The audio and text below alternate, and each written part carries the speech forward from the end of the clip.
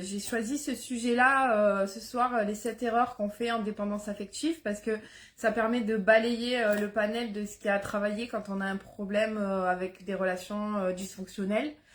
Et ça va vous permettre voilà, d'être bien au clair par rapport à ce qu'on peut rejouer dans les relations.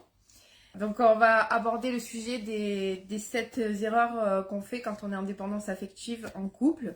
Je trouve que c'est un sujet vraiment riche parce que à la fois on peut le synthétiser, en même temps ça balaye vraiment tout le panel de ce qui se passe et qui est dysfonctionnel dans un couple qui a une relation toxique, parce que il y a le côté dépendance affective et puis parfois de l'autre côté dans les relations toxiques il y a le côté manipulation. Des fois c'est les deux personnes qui fonctionnent en manipulation, donc voilà, ça permet d'être vraiment au clair et au carré sur ce qu'on fait ou sur ce qu'on devrait travailler qui n'est pas clair. Voilà. Donc l'erreur numéro 1, c'est se sacrifier en croyant que l'amour demande de s'oublier. Donc ça, en fait, c'est quand on met ses besoins de côté, ses valeurs et ses limites, on met tout au second plan, c'est-à-dire que ça va être les besoins de l'autre qui vont passer avant. Et alors ça, c'était un vaste sujet parce que ça peut être sur plein de plans complètement différents. Donc ça peut être au niveau de vos emplois du temps, ça peut être au niveau même des besoins vitaux, ça peut être au niveau de la vie sociale, ça peut être le temps qu'on va accorder à l'autre qui, enfin voilà, le lien avec l'autre va comment dire primer sur le temps qu'on va s'accorder à soi. Voilà, c'est systématique que voilà, si à un moment donné les deux personnes, les deux membres du couple sont pas d'accord sur un truc à faire ou sur quelque chose, c'est la personne qui est dépendante affective qui va se sacrifier pour l'autre. Voilà, je sais pas du coup si ça vous parle. Alors on va aussi beaucoup trouver du coup par rapport à ces besoins qu'on va mettre de côté, on va trouver beaucoup d'excuses à l'autre. On va dire il ou elle est comme ça, il ou elle a eu des traumas. Si je ne réponds pas à ses besoins, il va s'ennuyer, elle va s'ennuyer ou la personne va se lasser. Et donc, pour satisfaire l'autre et ne pas le perdre, on va lui montrer qu'on veut lui faire plaisir. Voilà. Mais sauf que dans la dépendance affective, parce que c'est pas un problème de faire plaisir en soi à la personne qu'on aime, ou parfois, de temps en temps, de mettre un peu ses besoins de côté. Ce qui est problématique, c'est quand c'est dans l'excès, quoi. Que c'est systématique que les besoins de l'autre passent avant. Par exemple, j'ai beaucoup de personnes, quand elles arrivent, par exemple, en premier rendez-vous avec moi, les rendez-vous bilan, qui me disent, c'est vrai que je réalise que j'ai mis toute ma vie sociale de côté, par exemple, pour la relation, ou pour être avec lui ou avec elle. Voilà, ça c'est des exemples. Et donc, quand on voit plus, par exemple, plus du tout ses amis, ou très très peu, quasiment pas, et ben c'est que on a oublié de nourrir notre besoin de vie sociale nous-mêmes, et donc ça c'est problématique parce que du coup ça donne elle est là la dépendance affective, c'est que du coup ça donne complètement un déséquilibre où tout repose, notre bien-être et notre épanouissement repose complètement sur la relation. Donc ça, c'est la première erreur. Donc ce que je voulais préciser, bon je vous le dis, je me suis fait encore mes petits papiers, mes petites notes, c'est que c'est directement lié aux blessures d'abandon et de rejet, hein, parce qu'en fait justement on a peur que l'autre nous délaisse. Des fois il y a un côté aussi un peu contrôlant de mettre ses besoins de côté, parce que si je suis toujours avec l'autre, si je réponds toujours à l'autre, du coup il va pas m'abandonner ou me délaisser, ou il va pas être occupé à autre chose qu'à moi aussi. Et donc c'est lié aussi à la posture du coup qu'on prend, voilà, que nos schémas nous ont fait prendre. Il y a aussi que du coup parfois quand on met ses limites, ses besoins de côté, ses valeurs de côté, des fois on est en train de chercher à sauver une relation qui peut-être n'est pas du tout à sauver, et donc on va au-delà de nos limites pour sauver un truc qu'il n'y a pas à sauver en réalité. Et donc c'est comme ça que parfois on peut rester pendant longtemps, pendant des années et des années, dans des relations où on n'est pas respecté réellement par rapport à l'être humain que nous sommes, parce qu'on va accepter tout et n'importe quoi, et puis on se réveille des années après en se disant mais en fait ça va plus du tout, parce qu'on se sent complètement vidé, on se sent perdu, on ne sait plus qui a tort, qui a raison, on ne sait plus à quoi se fier, on n'a plus de repères vraiment, parce que c'est l'autre qui est devenu notre repère par rapport à nos besoins, nos limites, nos valeurs. Voilà. Donc ça fait rentrer aussi le fait de se sacrifier par rapport à nos besoins. Justement, ça nous fait rentrer dans le mode sauveur de l'autre. C'est-à-dire, je donne au détriment de moi. Et donc ça s'appelle le triangle de Karpman. Et le triangle de Karpman, c'est la relation toxique. Parce que on n'est pas d'adulte à adulte responsable chacun de ses besoins et en même temps d'être en lien de façon adulte avec l'autre. Mais on est dans le mode, avec tout ce que je fais pour toi, ou le deuxième membre du couple aussi qui demande tout le temps qu'on le nourrisse à lui et du coup l'autre s'oublie. Enfin voilà, ça donne que des trucs vraiment pas sains. Donc ça, c'est la première erreur, le fait de sacrifier pour le bien-être de l'autre. Ensuite, l'erreur numéro 2, c'est confondre amour et fusion. C'est-à-dire qu'on n'existe plus en tant qu'individu à part entière. C'est là aussi pareil qu'il n'y a plus de limite en fait entre l'autre et moi. Et donc il y a un manque de respect de soi et de respect de l'autre. Alors respect de soi, je vais un peu l'expliquer parce que c'est vrai que quand on est en dépendance affective, franchement, c'est vrai qu'on a du mal à savoir ce que ça veut dire vraiment respect de soi. Respect de soi, c'est quand on nous oblige à faire des choses qu'on n'a pas envie de faire. C'est quand on n'écoute pas notre propre énergie, c'est-à-dire si on est fatigué, pas fatigué, par exemple si on nous demande de l'aide financière ou matérielle, on va pas regarder si nous on a besoin ou pas. Voilà, le respect de soi, se respecter, c'est se sentir aligné en fait avec vraiment ce qu'on a concrètement et puis nos valeurs et puis nos besoins. Et c'est de pas être en perpétuel sacrifice de soi. Voilà. Donc il y a aussi dans l'idée de confondre amour et fusion, il y a le fait de tout faire à deux en permanence. Alors ça, je vais mettre un petit bémol parce que le fait de tout faire à deux en permanence, c'est un peu, on va dire, ça peut être dans la première phase du couple, la phase de fusion. Hein. Il y a toujours une première phase au début du couple où on est en mode fusionnel. Et donc là, c'est un petit peu normal parce qu'on apprend à se connaître, parce qu'on partage des moments, etc. Mais au bout de quelques mois, au bout de quelques temps, à un moment donné, on peut garder une partie de cette fusion, mais il y a une partie où on doit défusionner.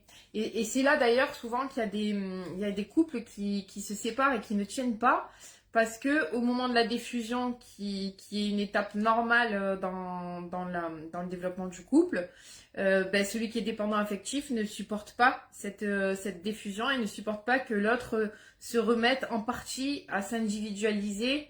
Et donc, ça clash, ça crée des disputes, ça crée des discordes et les couples pètent. Et c'est la plupart du temps, en fait, dans cette phase-là. C'est-à-dire la phase qui suit juste la phase de fusion.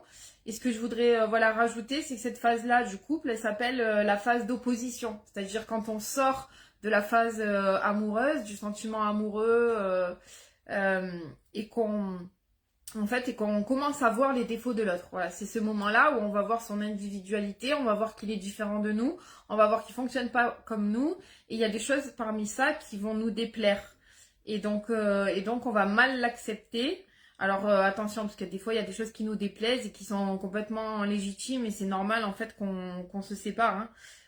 Si c'est du manque de respect, de l'infidélité, des critiques acerbes ou une personne qui nous rabaisse, par exemple, hein, c'est pour vous donner des exemples, mais il y en a plein d'autres. C'est tout à fait normal à un moment de pas avoir envie de supporter ça. Maintenant, il y a certains défauts qu'on va voir.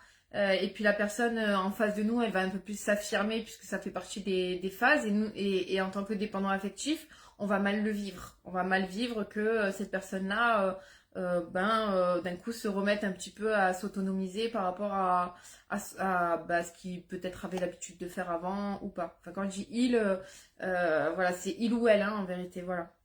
Il n'y a pas, c'est pas genré ce que je dis parce que c'est autant valable pour les hommes que pour les femmes. Voilà. Donc ensuite, il y a dans la troisième erreur, c'est chercher sa valeur uniquement dans les yeux de son partenaire. Donc ça, je vais vous donner un petit peu des indices de ça. C'est plein de fameuses expressions que j'ai pu noter. c'est par exemple, sans toi, je ne suis rien. Sans toi, ma vie n'a pas de sens. Ou alors, tu es mon oxygène. Voilà, c'est ce genre de phrase-là, ça veut dire qu'on se sent avoir moins d'importance que l'autre et que si l'autre n'est pas là, on n'a plus de valeur. Et donc, ben ça, en fait, c'est un vrai problème parce que on met l'autre dans une posture de supériorité et c'est-à-dire qu'on peut facilement nous manipuler comme ça. Parce qu'en plus, souvent, vraiment, quand on prononce ces mots-là, on le croit vraiment et on le pense vraiment au fond de nous. Et le souci de ça, ben, c'est que du coup, le jour où la personne ben, nous quitte ou que ça va pas dans le couple ou qu'il y a des problèmes, ça va soit amplifier des problèmes d'un couple qui pourrait très bien marcher s'il n'y avait pas autant de fusion, que ben, peut-être pouvoir mettre la personne à la merci de quelqu'un qui va la manipuler, puisqu'à ses propres yeux, elle ne vaut rien sans l'autre. Voilà. Donc, en fait, les symptômes de ça, c'est qu'on se sent quelqu'un seulement quand l'autre rassure, choisit ou désire. C'est-à-dire que si l'autre nous rassure pas, ne nous choisit pas à certains moments, même ne serait-ce que par rapport à ses propres besoins, à lui ou à elle, ou ne nous désire pas, bah, du coup, on se sent pas exister. C'est-à-dire, c'est comme si on valait rien. Donc, on a besoin sans arrêt, d'être rassuré par l'autre. Est-ce que tu m'aimes? Est-ce que tu me trouves belle? Est-ce que je suis ta préférée? Enfin, voilà, ça va être plein de choses comme ça. Il y a aussi que on va se sentir vide ou inexistant en dehors de la relation. Alors ça, c'est les fameux tu me manques, mais tu me manques comme si je vivais plus quand t'es pas là. Donc on sent que c'est un manque souffrant, quoi. C'est un manque à l'extrême. Et ça veut dire qu'il y a un travail de fond à faire pour retrouver une bonne estime de soi et se redonner de la valeur et se redonner de l'existence, de la consistance pour ne pas être dans ce genre de schéma-là. Donc on confond l'amour et la reconnaissance de soi.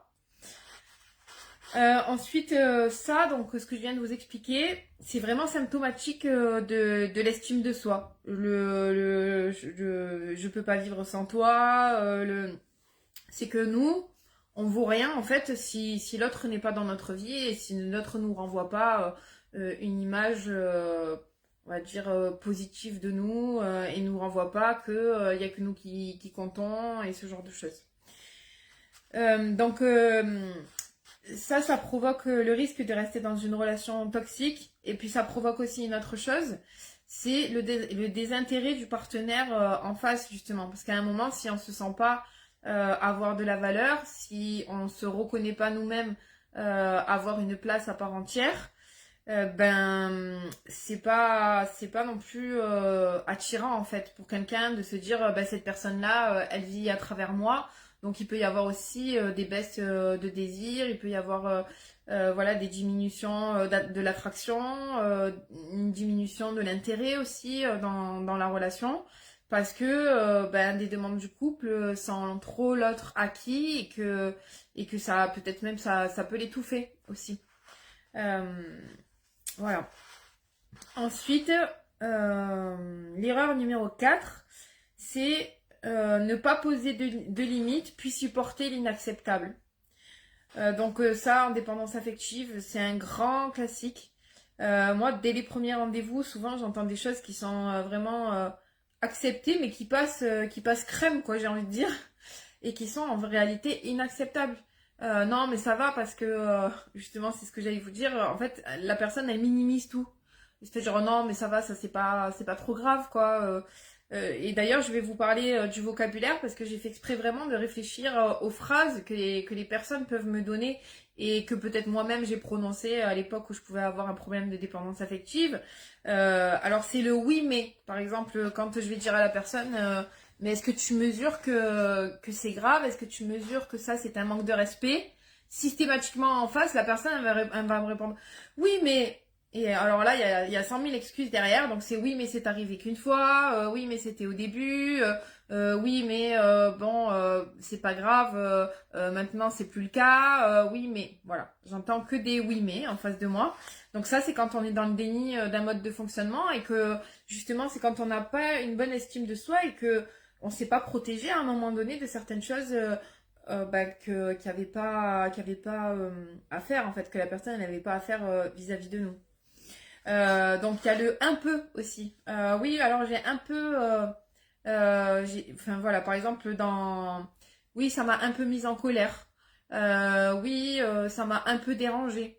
Oui, bon, il avait un peu bu. Vous voyez, ce un peu qui minimise les choses. Et donc là, pareil, c'est encore un problème de limites qui ne sont pas posées de façon saine et correctement et dans le respect de la personne. Il y a aussi le parfois. Non, mais il a fait ça parfois. En fait, parfois, il a cassé des choses dans la maison, mais parfois. Voilà. Donc c'est pareil, encore la minimisation. Et puis c'est le parfois mais, le mais qui défend quoi. Et en fait, quand la plupart du temps, quand on met mais dans une phrase, vous pouvez éliminer tout ce qui a été dit auparavant parce que c'est comme si ça n'existait pas. En fait, oui, il m'a tapé, mais c'est arrivé qu'une fois. Moi, par exemple, ça m'est déjà arrivé qu'on me dise ça. Donc bon, le on m'a tapé, ça compte pas, mais c'est arrivé qu'une fois, donc c'est ça le plus important, quoi, c'est que c'est arrivé qu'une fois. Voilà, ou le c'est arrivé peu de fois. Et donc les sujets en question, je vais vous donner quelques exemples un peu de sujets, de choses qu'on minimise beaucoup pour pas trop voir que la relation, en fait, elle fonctionne pas et qu'elle est à sens unique, qu'elle n'est pas saine et qu'elle n'est pas équilibrée. Ça va être par exemple la prise de distance du partenaire qu'on va minimiser ou le fait qu'il nous comble pas complètement. Par exemple, moi, parmi les personnes que j'accompagne, parfois j'ai des personnes qui reçoivent entre guillemets, je vais vous dire les choses plus clairement et de façon imagée, mais qui reçoivent des miettes et qui se contentent de ça et qui n'osent pas le dire au partenaire que ça leur convient pas parce qu'elles ont peur de perdre l'autre. Et là, vous voyez, c'est là quelle est la dépendance affective. C'est-à-dire que dans un couple sain et dans un couple fonctionnel, il doit y avoir un échange dans les deux sens en fait, et ça doit pouvoir circuler en communiquant. Donc là, par exemple, par rapport à cette distance, on la minimise. Il va y avoir les critiques aussi. Oui, il m'a dit que j'étais comme ci, il m'a dit que j'étais comme ça. Mais moi, quand j'entends certaines paroles, c'est presque comme si la personne, elle avait mis des gifles à la personne que j'ai en rendez-vous en entretien. Mais la personne, en fait, que j'ai en rendez-vous en entretien me dit, voilà, en gros, oui, mais, enfin, c'est pas grave, c'est pas si grave que ça parce que machin. Il y a toujours une bonne excuse, en fait, à minimiser ça. C'est-à-dire qu'en fait, on prend pas la réalité des faits au moment où ça s'est passé, c'est-à-dire récemment, parce que les personnes en dépendance, et ben voilà, enfin, c'est récent. Et, et donc, c'est une forme de se cacher la réalité. Voilà. Et il y a aussi l'infidélité, par exemple, aussi. Oui, mais ça va, il m'a trompé qu'une fois. Il m'a trompé qu'une fois, c'est arrivé, et c'était il y a longtemps. Sauf que la personne en face, dans son fonctionnement, elle recommence à tromper, ou elle recommence à prendre de la distance et à cacher des choses et à mentir. Enfin, on voit bien que des histoires, elles sont pas clean, et du coup, la personne, elle pose pas de limite à la relation. Ça va être aussi la non-réciprocité, c'est-à-dire que, par exemple, vous allez être toujours là pour cette personne-là quand elle a besoin. Je sais pas, la personne, elle va être hospitalisée, vous allez être là jour et nuit à son chevet, vous allez lui apporter tout le nécessaire et tout. Quand c'est de votre côté, en fait, il n'y a plus personne. C'est-à-dire que la personne, non, mais tu comprends, moi, je suis occupée, j'ai autre chose à faire. Alors évidemment, les personnes, elles le disent pas comme ça, hein, quand elles le font pas, mais elles vont dire, ah ben non, je suis désolée, mais voilà, j'ai beaucoup de travail en ce moment, je peux pas venir te voir à l'hôpital. Voilà, ça va être plein de choses comme ça. Et donc la non-réciprocité, c'est pareil, il n'y a aucune limite qui est posée, aucune demande de fait. Enfin voilà, il n'y a rien de noté, quoi. C'est ça, c'est pareil, ça passe crème. Et après, pour grader, il y a aussi voilà, les insultes, la violence, enfin voilà. Donc les limites, elles ne sont pas posées, clairement, et elles sont complètement minimisées. C'est-à-dire tout est minimisé. Voilà. Tout ce que fait l'autre, c'est minimisé. Et on se voile la face, en fait. Voilà, comme ça, on se voile la face et on continue la relation parce que derrière, en fond, hein, toujours pareil, il y a cette peur de l'abandon. Il y a aussi souvent l'idée que c'est l'homme idéal ou la femme idéale. Donc, au nom de ça, bon, on va garder cette relation-là. Il y a aussi derrière la peur du vide, hein, parce qu'il faut pas se cacher. Il y a aussi, en dépendance affective, il y a beaucoup la peur de la solitude et la peur du vide derrière. Donc on préfère minimiser et entre guillemets un peu mettre sous le tapis les endroits où on pose pas les limites, en se disant non mais ça va, c'est pas trop grave, que de poser la limite carrément à la relation, parce que dans ces cas-là, la plupart du temps, il y a des limites complètement à poser à la relation, c'est-à-dire en arriver à la rupture, et les personnes ne le font pas. Elles continuent la relation.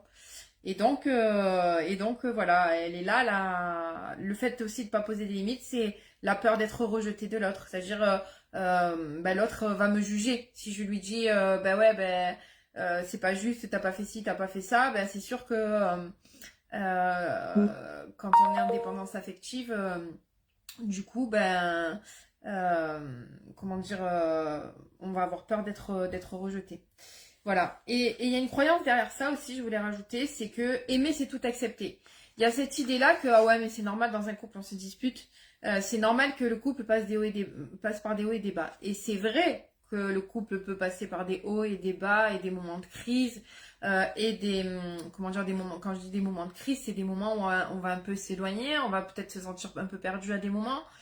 Euh, mais ça doit pas être permanent, ça doit pas être toujours les mêmes schémas qui reviennent, parce que sinon, à un moment donné, le couple va exploser. Et dans les désaccords, on peut se parler aussi de façon saine, c'est-à-dire dire à l'autre qu'on est en colère, qu'on n'est pas d'accord avec lui ou avec elle, mais malgré tout, s'affirmer dans son besoin. Et pareil pour l'autre. L'autre aussi est autorisé à s'affirmer. Donc voilà, donc il y a cette peur du rejet derrière. Ensuite, donc la cinquième erreur, c'est tenter de sauver, réparer ou changer l'autre. Donc ça, c'est encore une posture de sauveur. C'est qu'on va se concentrer sur les blessures de l'autre pour éviter de regarder les siennes. Donc déjà, il y a une idée de... quand je regarde, que je soigne l'autre, que je m'occupe de l'autre, du coup, je suis en train de me masquer, moi, ma propre sensation de vide intérieur. C'est-à-dire que comme ça, je regarde pas, moi, ce que j'ai à travailler ou pas, puisque je suis centrée complètement sur le fait de donner de l'intérêt à l'autre. C'est une façon de se fuir soi-même un peu, le fait d'être dans le mode sauveur vis-à-vis de l'autre. Et puis, il y a aussi souvent un effet miroir, parce que quand on sauve l'autre, quelque part, c'est un peu comme si on se sauvait nous-mêmes, justement, par rapport à ces blessures-là d'abandon, de rejet, etc. On sauve l'autre parce que nous-mêmes, on sait tellement ce que c'est de se sentir délaissé, abandonné, rejeté, etc. que du coup, en effet miroir, voilà, on va avoir ce comportement-là. Et en plus, on a tendance à se délaisser soi-même, hein, parce que justement, c'est ces fameuses blessures qu'on a à l'origine et ces fameux schémas. Et donc voilà. Et donc c'est plus facile, on va dire. C'est une bonne solution en fait d'aller sauver l'autre pour pas aller guérir nous et soigner nous-mêmes nos blessures d'abandon et nos peurs de l'abandon. Et en fait, tant que ces blessures-là, elles sont pas soignées, prises en considération, etc. En fait, on est toujours en relation de dépendance affective et on a l'impression que c'est un tunnel sans fin qui ne s'arrêtera jamais. C'est parce que cette blessure-là, elle n'est pas travaillée encore et elle n'est pas assez soignée. Voilà pourquoi on a cette impression aussi que ça finira jamais, qu'on sait jamais si un jour on rencontrera quelqu'un de bien, etc., etc. Parce que on est tellement focalisé en fait sur le fait de rencontrer quelqu'un et sur l'autre et sur la relation à l'autre que c'est encore toujours pareil, une façon de fuir nous-mêmes nos propres failles et nos propres schémas et qu'on doit travailler pour avoir des relations plus saines.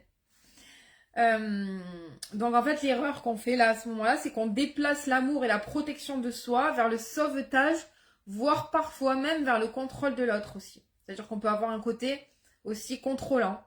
Tant qu'on est, c'est encore le même principe, hein, tant qu'on est axé sur l'autre, eh bien on se regarde pas soi-même en fait, et on regarde pas que nous on a cette sensation de vide, on a cette peur de la solitude, on a cette peur de se retrouver seul face à soi-même. On a cette peur de ne pas avoir assez de ressources en nous s'il n'y a personne avec nous. Et donc voilà. Et donc du coup, naissent ces schémas-là dont je viens de vous parler. Ensuite, en numéro 6, il y a communiquer de manière floue, indirecte ou défensive. Alors ça, c'est quelque chose que je dis, mais je pense 10 000 fois par an. C'est que tout ce qui est implicite et imprécis, c'est du toxique. et à la fois dans les demandes, et à la fois dans ce qu'on veut exprimer, et à la fois quand l'autre en face de nous, non plus, il reste flou, est indirect, ou est sur la défensive. Voilà.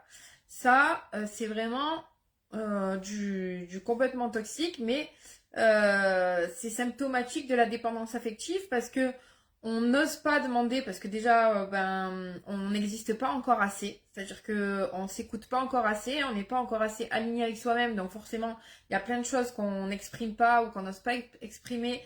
Il y a aussi par peur de perdre l'autre, et il y a aussi parce que juste on n'a pas appris à exister par soi-même et à se sentir exister en tant que personne à part entière. Il y a là-dedans, il y a ne pas dire clairement ce qui fait mal, hein. Souvent la personne en dépendance affective, elle va avoir tendance à garder les choses pour elle ou même à pas remarquer l'émotion. Il y a une forme aussi de dissociation de ces émotions. C'est-à-dire qu'il y a des moments où on va être frustré, on va être énervé et tout ça. Mais en fait, cette émotion-là, on va la garder à l'intérieur de soi. C'est comme ça d'ailleurs que parfois, pour moi, il y a dans les symptômes de la dépendance affective, il y a un côté aussi explosif de la colère. C'est parce qu'en fait, comme la personne, elle n'a pas appris à communiquer de façon saine dans ses relations, elle a appris à garder en elle, du coup, elle cumule, elle cumule, elle cumule, elle cumule. Et ça fait cocotte minute, et à un moment donné, ça pète, ça explose. Donc voilà, c'est pour ça qu'il y a une mauvaise gestion des émotions en dépendance affective, c'est parce qu'on n'ose pas dire, par exemple, voilà, clairement ce qui fait mal. Ensuite, il y a aussi passer par le silence, la bouderie. Donc ça, je pense que c'est assez clair, hein, c'est que soit on va se taire, on va rien dire, soit on va bouder. Il y a aussi l'hyperanalyse. Alors ça, c'est formidable comme mécanisme de défense. Des fois, quand je l'observe, c'est je vais hyperanalyser, suranalyser pour me décoller complètement de la réalité et du factuel de ce qui se passe. Voilà. C'est-à-dire que les personnes, oui, il m'a giflé. C'est pour vous donner un exemple un peu concret, mais en même temps, voilà, un peu exagéré. Mais oui, il m'a giflé. Mais bon, moi, ce que j'ai analysé derrière, c'est ça, ça et ça et ça. Oui, mais parce qu'en fait, il a eu une enfance comme ça. Du coup, bon, on va rentrer dans des trucs. Tout ça pour ne pas parler du factuel et de ce qui existe réellement dans ma réalité d'aujourd'hui. Voilà, pour encore protéger la relation et garder l'autre du coup à n'importe quel prix. Voilà, par exemple. Et il y a encore, on en revient encore voilà, au contrôle, hein. Mais bon, ça, du coup, je vous en ai déjà parlé. Donc derrière ça, en fait, il y a qu'on a peur que la vérité fasse fuir l'autre. Donc on va parler de façon floue, indirecte ou défensive. En fait, on va tourner autour du pot, quoi. Voilà, on va tourner autour du pot, on va chercher à faire comprendre l'autre. Ou alors on va l'exprimer, mais après, derrière, il n'y a rien qui est réglé. Et donc, ça va recommencer, mais au final, on règle jamais le problème. C'est-à-dire, le problème, c'est que parfois, on doit en arriver à la rupture et qu'on ne rompt jamais quand il faut rompre. Et donc tout ça, en fait, c'est lié, encore une fois, hein, à la peur de l'abandon et à la peur du rejet.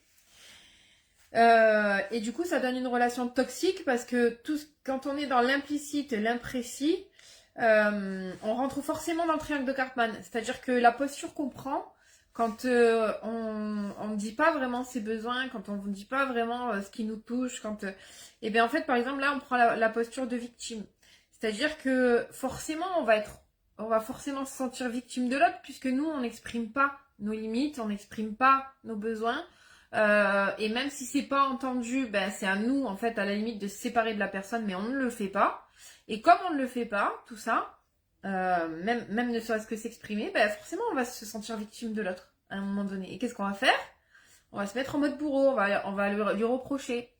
Ou alors on va se plaindre en se disant oui mais il fait pas ci ou elle fait pas ci ou elle fait pas ça.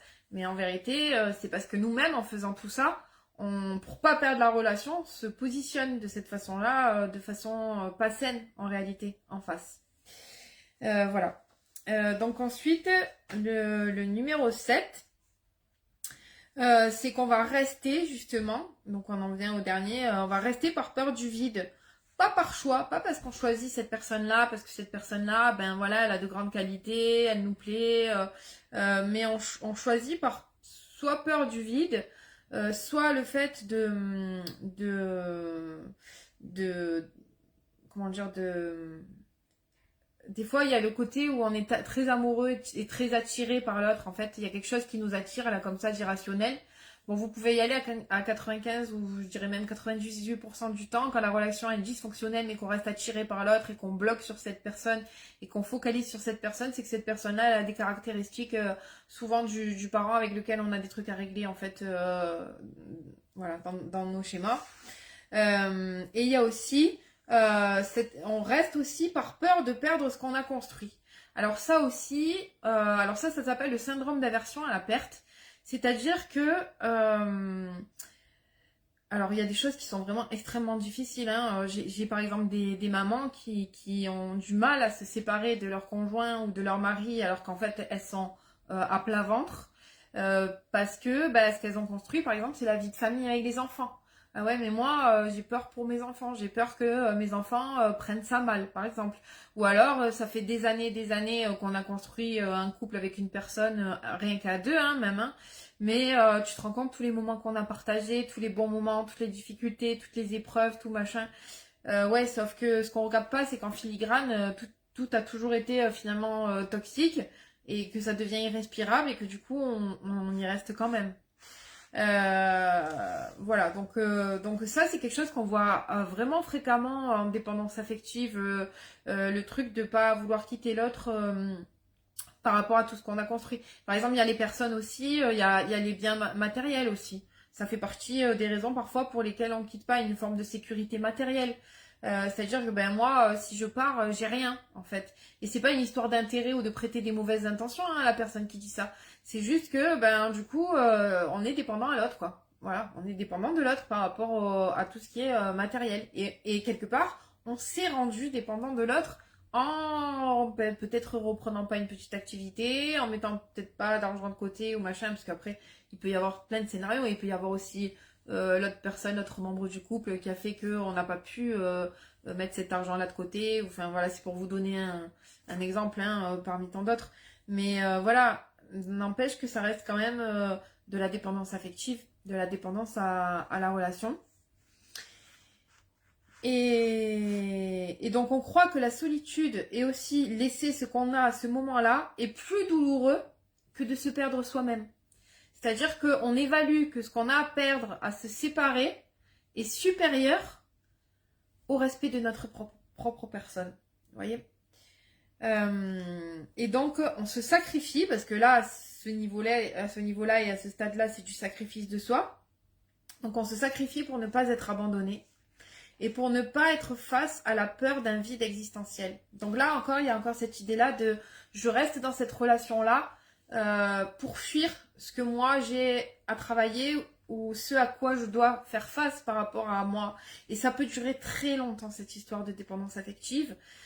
Jusqu'au jour où en fait on est tellement épuisé par cette dépendance affective que c'est là qu'on décide vraiment de faire un travail et qu'à un moment donné on se sent ouvert à faire ce travail-là.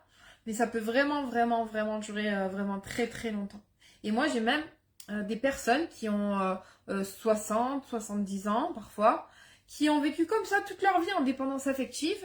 Et à un moment donné, il y a un truc. Alors, soit une rupture, soit une relation difficile qui les met à plat, soit qu'elles voient qu'elles sont en train de dépasser complètement leurs limites et qu'elles n'arrivent pas à maîtriser ça. Qui d'un coup, voilà, décide de faire ce travail-là sur elle. Et c'est dommage parce que, en fait, à chaque fois qu'on réagit pas par rapport à tout ce que je viens de vous expliquer, c'est du temps perdu, en fait. C'est pas perdu parce que c'est vrai qu'il y a aussi l'histoire du degré de conscience qu'on peut avoir de certaines choses. Hein. On a besoin de temps pour se rendre compte de tous ces mécanismes-là et de tout ça. Mais c'est vrai que c'est pour ça aussi, d'ailleurs, que moi je fais beaucoup de contenu comme ça. Parce que je me dis, s'il y a ne serait-ce qu'une personne qui prend conscience que en fait ça va pas et qu'elle a un travail à faire sur elle et de pas perdre en fait des années, de l'énergie ou du temps, parce que même en dépendance affective ça peut même aller très loin dans les relations, jusqu'à un pervers narcissique, ça peut aller jusqu'à des choses en vérité très très graves. Si ça peut faire gagner du temps à quelqu'un, c'est pour ça en fait que je fais ces lives là, que je donne ce contenu là. Et donc je vais vous parler donc de ma conclusion. C'est qu'en dépendance affective, on ne choisit pas la relation. On choisit d'éviter le vide et on se perd en chemin. Voilà. La phrase que j'avais envie de vous dire, c'est exactement ça. c'est que même si des fois on se rend pas compte, hein, parce qu'il y a plein de gens aussi en dépendance affective qui me disent ah non mais moi Audrey, je peux rester seule pendant longtemps, ou là par exemple cette semaine récemment j'ai quelqu'un qui m'a dit ah non mais moi quand il est pas là, j'ai pas de manque, hein, ça va. Mais elle est pas là la dépendance affective. La dépendance affective elle est dans le trop, elle est dans l'hyper, c'est-à-dire j'accepte vraiment au-delà de mes valeurs à moi, j'accepte au-delà de mes limites. Euh, et donc voilà, je vais sauver, c'est-à-dire je me sacrifie pour l'autre et pour tout donner à l'autre, et c'est tout le temps l'autre qui a raison, et c'est tout le temps l'autre qui finalement a toujours le dernier mot. C'est que nous, ben, on s'oublie aussi dans le coin, hein, on se met dans un coin et puis on s'oublie complètement. Voilà, le problème, c'est pas toujours. Et puis toujours, n'empêche que même si on a des périodes solo, en dépendance affective, on a toujours l'espoir que, bon, c'est pas grave, allez, dans les mois à venir, je rencontrerai quelqu'un d'autre, dans un an, je rencontrerai quelqu'un d'autre. Mais c'est pareil, c'est encore une histoire de se focaliser encore sur la relation. Et tant qu'on travaille pas sur ce vide-là qu'on ressent, pardon, eh bien, on a des risques de recommencer à chaque fois les mêmes schémas. Et ce que je voulais vous dire, c'est que justement, en fait, c'est cette erreur dont j'ai parlé qu'on commet en couple en dépendance affective, c'est tout le travail qu'il y a à faire pour sortir de la dépendance à la relation.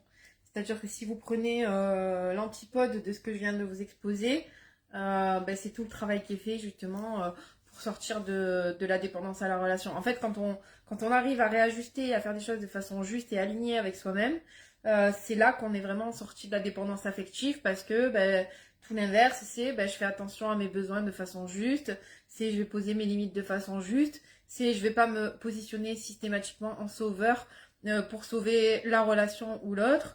C'est je vais m'exprimer, c'est-à-dire je vais pas rester dans mon coin à ne rien dire par rapport à ce que je subis ou ce que je ressens, mais c'est je vais m'exprimer et je vais y tenir à ce que je suis en train de dire par rapport à mes besoins, c'est-à-dire je ne le néglige pas, je ne me néglige pas. Enfin voilà, c'est tout ça, sortir de la dépendance affective, c'est faire un travail là-dessus. Et de plus se sentir vide quand on n'est pas en relation, et si on n'a pas de relation dans notre vie. Et puis à l'opposé même, j'ai envie de dire, de se sentir vide, c'est se sentir épanoui, apprendre à s'épanouir par soi-même. Voilà. Écoutez, je vous souhaite une très belle soirée en tout cas. J'étais ravie de pouvoir vous exposer tout ça. Ça me ferait très plaisir d'avoir vos avis sur le live, de savoir un peu ce que vous en avez pensé, et puis aussi savoir comment vous situez par rapport à ça. Voilà, je vous souhaite une belle soirée, et puis ben, je vous dis à bientôt. Au revoir.